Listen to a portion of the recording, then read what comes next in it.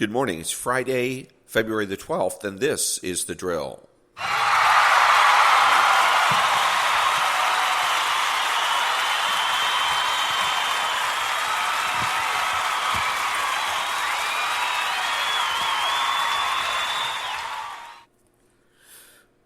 The prayer of the day. Our Father, who art in heaven, hallowed be thy name. Thy kingdom come, thine will be done, on earth as it is in heaven. Give us this day our daily bread, and forgive us our trespasses, as we forgive those who have trespassed against us. Lead us not into temptation, but deliver us from evil. For thine is the kingdom, and the power, and the glory, forever and ever. Amen. So I'm listening to Hugh-Hewitt, and he's interviewing Salazar from Florida, who's a representative. I guess she's a new representative, but he's doing, as usual, a very poor job of conducting an interview. Hugh-Hewitt likes to, and the problem with a lot of lawyers is that they don't know when they're outside the courtroom. They keep talking and acting and thinking like a lawyer 24/7. And it's so aggravating. And that's why he interviews like he is a lawyer, a defense attorney that is cross-examining somebody on the stand. He did the same thing here, where it was, most of the time he at least tries to be a little bit slick about it, but this time it was just flagrant leading questions. He asked her, she used to be apparently a journalist, and she worked for a paper, and he asked her why she didn't get the big assignments, and he says, was the fact that you didn't get this big assignments because you were Cuban and conservative? Well, why don't you just go ahead and do the interview with yourself, Mr. Hewitt? Why don't you just go ahead and you can ask the question, and then you can go ahead and answer the question, and you could skip the guest entirely. How about that? The other thing that he was talking to her about was why she wanted to be in Congress, and so she says, "Well, I want to do it to make a difference for the children and for the people of my district." Blah blah blah blah. The usual politician or political blather. But the question he didn't ask that he should have asked is, how do you intend to do that if you're going to have committee assignments, except committee and subcommittee assignments? Do you realize that when you get on those assignments that you're going to be run by the Republican Party, and that it will be the Republican Party that will decide what your priorities are, not your constituents? Okay, so that's the question that needs to be asked of every person running for office. There's right now a new political party, the Patriot Party, that's making the rounds. Almost every state in the union has a branch so far, and I know that because I've seen it on Instagram. So every day there's a new one. Pennsylvania, New York, branches of this Patriot Party. And what people are doing is making a big mistake that if, again, you're going to, doesn't matter what party they belong to, if they're going to do the bidding of the party instead of doing the bidding of the constituents, nothing's going to change. Nothing's going to get better, and you're going to be pulling your hair out at the end of this. So that's what she needs to understand. That's what Hewitt needs to understand when he's talking to these politicians. He should be asking them if they're planning on getting on committees, and if so, he should be demanding that they turn those committee assignments down.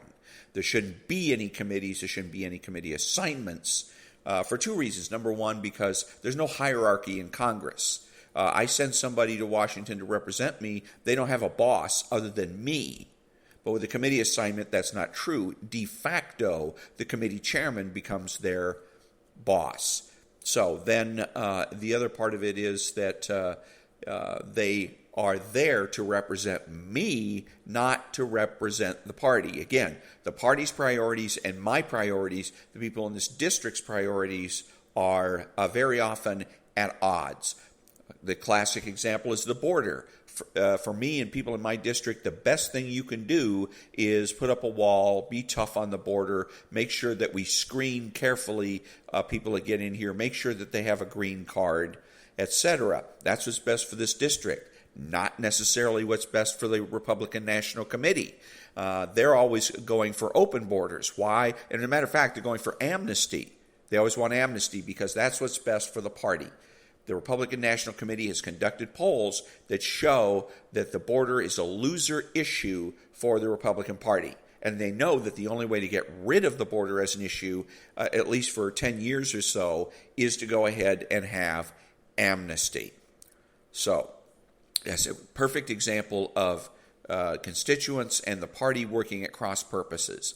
And what you have to do, you and I have to do, is tell our constituent or our senators and whatnot. And I had in my podcast a week ago or so, an open letter, if you will, to my one of my senators, telling her and asking politely, at least at this particular point, for her to get off all committees and subcommittees. The funny thing is that the one committee seems not to be enough. I guess it's a matter of prestige that all of the representatives we sent to Washington want to be on multiple committees and subcommittees. When do you ever find time for constituent services? This is probably why it is that when you pick up the phone and you call your senator, you call your representative in Washington, you're not going to get them on the phone because they're busy sitting on some dumbass committee that has nothing to do with your priorities, nothing to do with what it is that you want or expect from the federal government at all. And so they're busy. What they're really doing is busy wasting time, busy puffing themselves, trying to make themselves look more important than what they really are. You and I need to get with these people, these fools, especially in 2022 when we have Republicans that are going to be running for office, and get with them and tell them, you are not going to accept a committee assignment. If you start accepting committee assignments, we are going to go ahead and recall you. And we will replace you and keep replacing you until somebody gets the message that they represent us and not the party.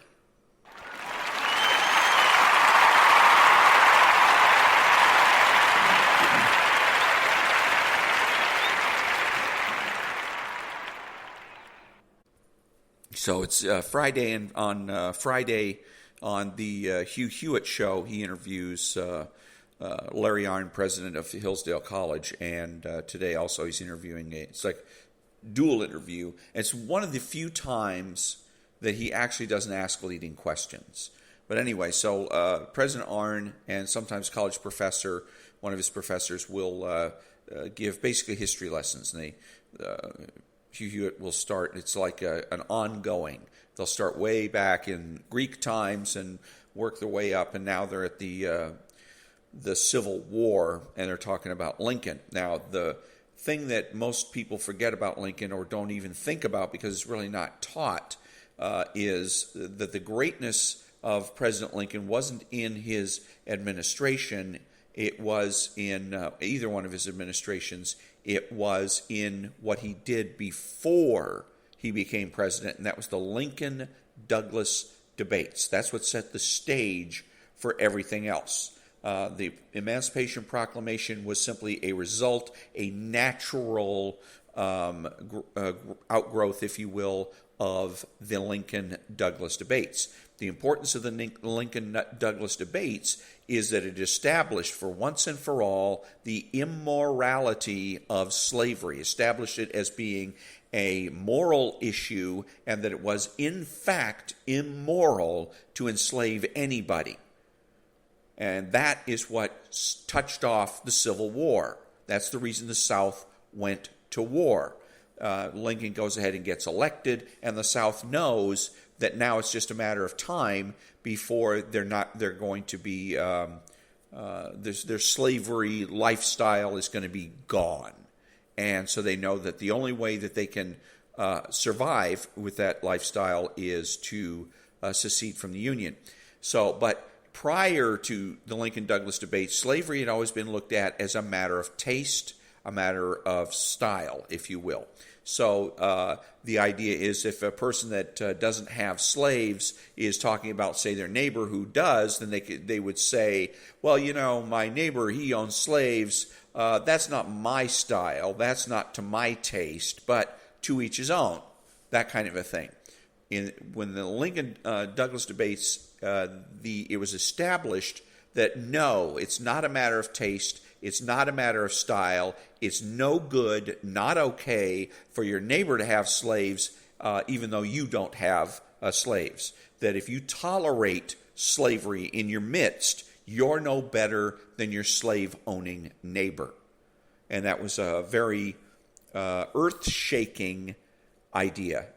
But the American people, and particularly, another thing you have to remember too in this time, who is voting. And remember where this is coming from. This is coming from a white male. People that are today presumed racist for political purposes.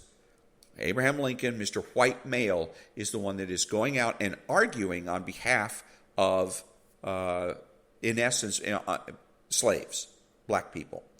Arguing he's being their champion in these debates and coming out and saying, no, it's not a matter of style, it's not a matter of taste. We cannot tolerate a divided union. And that's what he means, where some people are going to own slaves and others aren't. And we can't tolerate it because it's immoral. So that's the thing that you have to understand. Also, that who was voting, like I said, blacks, men, women didn't get the vote until 1920. Lincoln was the 1860s. Women didn't get the vote till 1920. Blacks didn't get the vote until the passage of the 15th Amendment to the Constitution, which happened some decade or so after Lincoln was assassinated. So who were voting? Who voted Lincoln in? White men. So it could be said, in a manner of speaking, that white men, well, again, that not only Lincoln was backing slaves, but every single white man that voted for Lincoln was backing the abolition of slavery and supporting black men and black slaves. So that's something else that I'm sure Hugh-Hewitt's not talking about or not going to talk about, but he should. The two things is the Lincoln-Douglas debates. That's what shaped that's what shaped our country. And the fact that it was white men that not only voted Lincoln in, white men that fought in the Civil War, white men that passed the 13th, 14th, and 15th Amendments.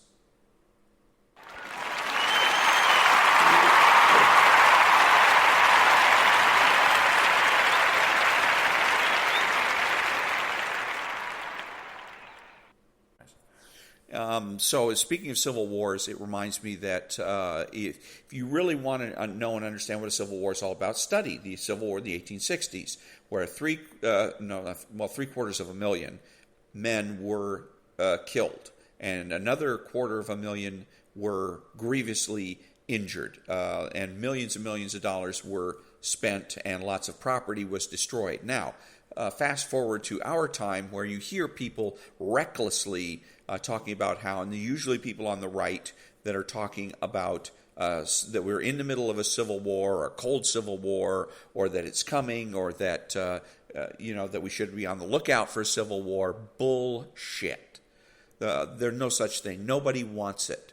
Everybody today, I think, has these fantasies, and they think that a civil war is going to be nice and clean and quick. In a couple of days or in a week or so, we're going to be able to turn the country around, and that's a civil war. No, it isn't.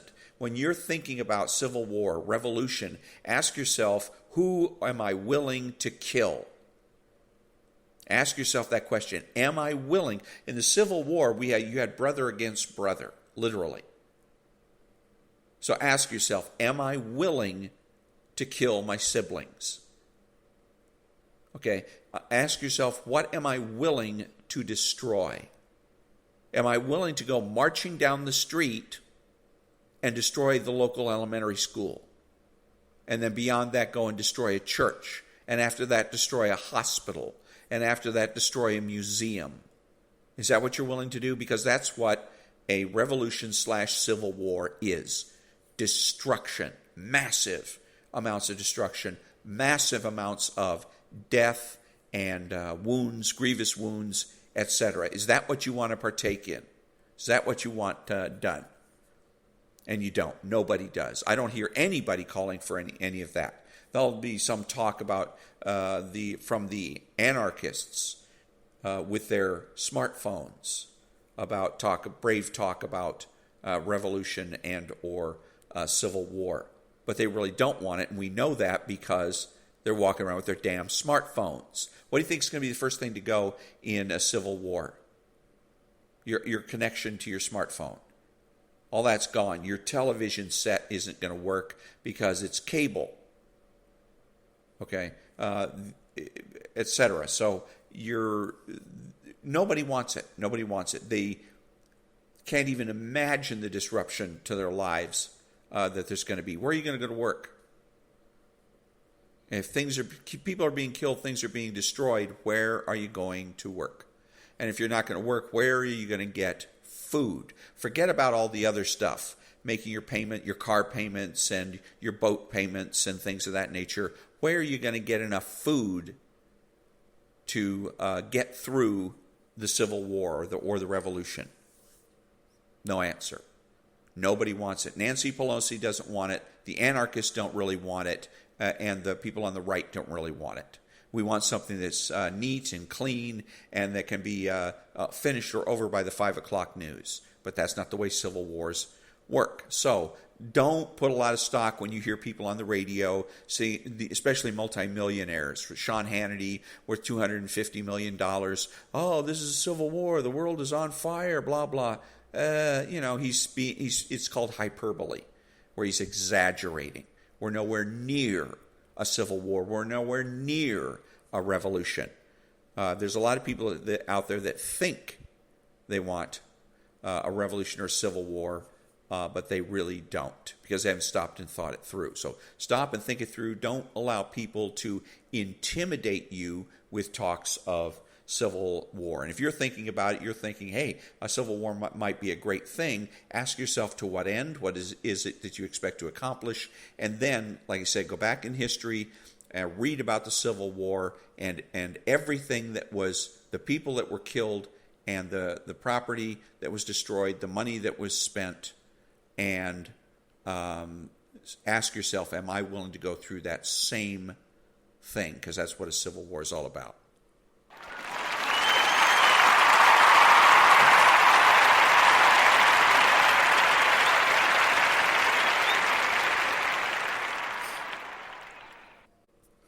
Another thing about the slavery and, for that matter, the Jim Crow issue is the left doesn't want anyone to believe that the issue of slavery and Jim Crow have been settled, which they have. They're both immoral.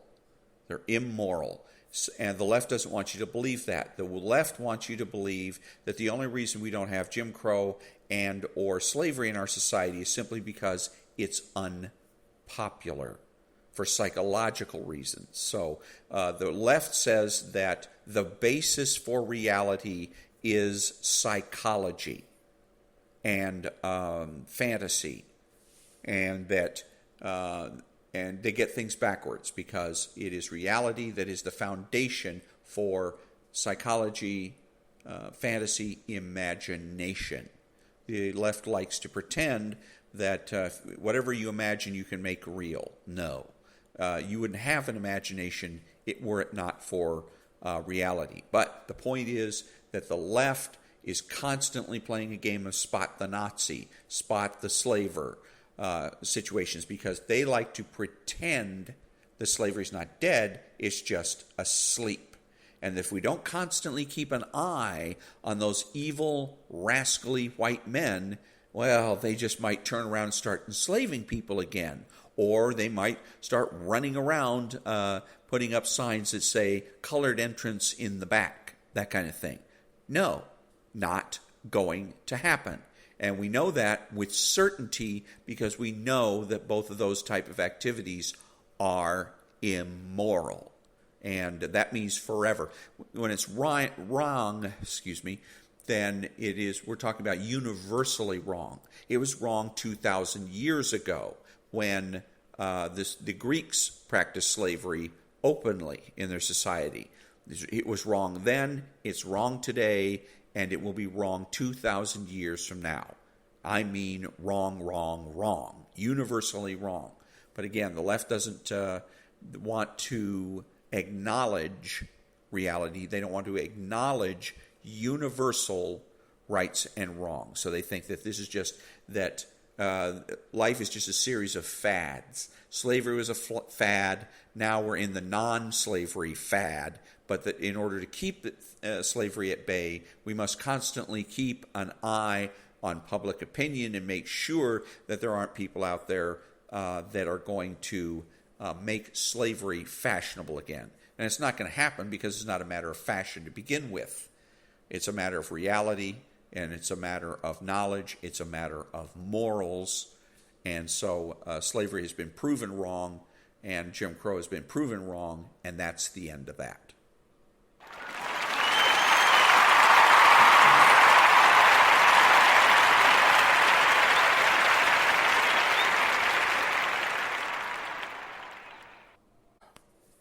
So, in listening to Hugh-Hewitt and larry-arn and his professor, the professor was talking about as they got up to the Grant administration and Ulysses S. Grant administration after, I guess it was Johnson, whenever it happened to take place. But anyways, the interesting remark that the professor made was about the character of President Grant, and that he had strong character, a good character, and that character matters. That was basically the essence of his Grant's presidency. And that reminds me that today, and one of the major fundamental differences between right and left in this country, and also to show you the dominance of the left culturally in this country, is about character versus personality. On the right, the true conservative knows and understands that what's most important about an individual, and whether or not they should be a friend, a colleague, a coworker, a business partner, is character. What kind of a character are they? Are they a thief? Are they a liar? Are they reliable? Are they honest? Even to the point where it's going to hurt themselves? Those are signs of character. And the left doesn't want to acknowledge any of that. The left says, because the left will always say don't judge. But what they really mean is don't judge people based on their character. They say judge people based on their personality. That's how we end up with President B-Word in the White House. Personality-wise, President B-Word is a funny guy. He talks about the hair on his legs and how all these kids would come over and play with the hairs on his legs, and about corn cob or bingo bango or whatever the hell the guy's name was, and what a bad dude he was. Tells these little funny little stories, little anecdotes. He lies all the time, and the lying, by the way, isn't seen as a character defect. It's seen as a personality feature. That President B-Word lies because, well, that's just who he is. That's just part of his personality. And so we are 40 years ago, he wouldn't have ever gotten elected to. He wouldn't have ever become president of the United States because character mattered. Lying matters. Telling the truth matters. But we have been worn down over the years culturally to expect less and less from each other, to the point now where, again, everything is a matter of personality. As long as the individual smiles and they have friends and they are social, then they should be included in your social circle. They should be somebody that you like, you approve of, and you even vote for.